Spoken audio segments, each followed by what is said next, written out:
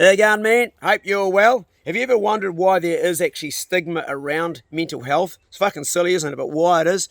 I'll tell you one of the reasons. Us blokes hate making ourselves vulnerable because there's arseholes out there in the world, and we know it, that'll use shit against us if we say something about our insecurities or our weaknesses, which all of us, everyone has.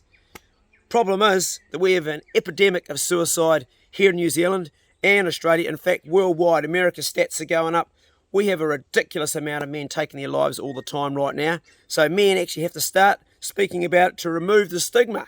But that takes balls. That takes a lot of guts. Talking about what I said before. And I don't exactly think that making ourselves vulnerable in every situation in life is a good thing. I think with our partners, if we really have trust occasionally, I haven't found that bleeding my heart out to every girlfriend I've had necessarily works. So it's still on the jury's out on that one.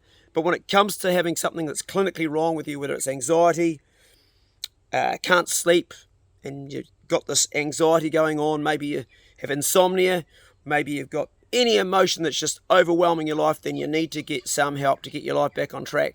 Now, today we've got a bloke who I take my hat off to, Mathew, stepping up, a bloke that suffered clinical depression, and he's got some steps that he's going to give to you that he says have helped him. But more importantly, I just want to say, Mathew, good on you, mate, because you have made yourself vulnerable, and that takes fucking guts, mate. Not every man can do it. Few can do it. And I'm humbled by men like you. Anyway, I'm going to hand you over to Mathew. Keep on walking the good walk, Mathew. Listen to what he's got to say. Go steady. G'day. Actually got married on the weekend, so things have been a bit bloody mental, but we're getting there.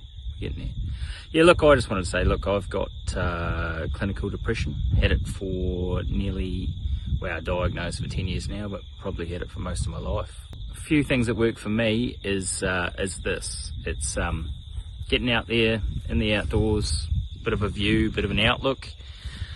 One of the worst things for me, to be fair, is being inside staring at four walls. So look, I just wanted to say to anyone out there that's having a tough time, hang in there, because it will get better, and it might not get better on its own.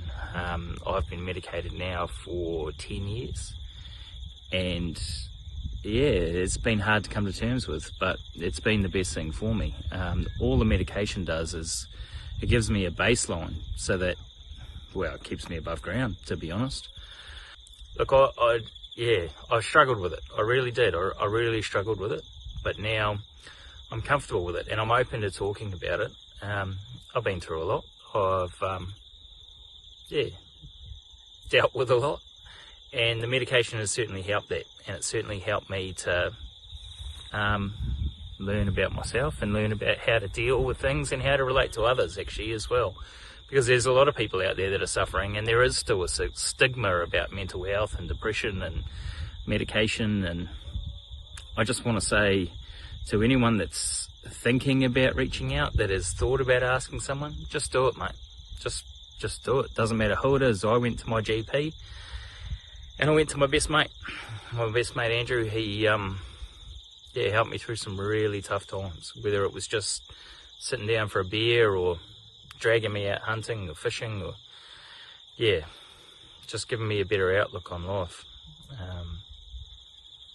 I guess really all I wanted to say is, life is worth living, and if you're having a tough time, get stuck in, because there's resources there to help you. You just have to look for them. Feel free to give me a bell, or Clay, or someone, or start at your GP and go from there. Right, the wife is calling because she's ready for a beer, so that's about it. Beauty. Cheers, boys. Keep it up, eh? Alright.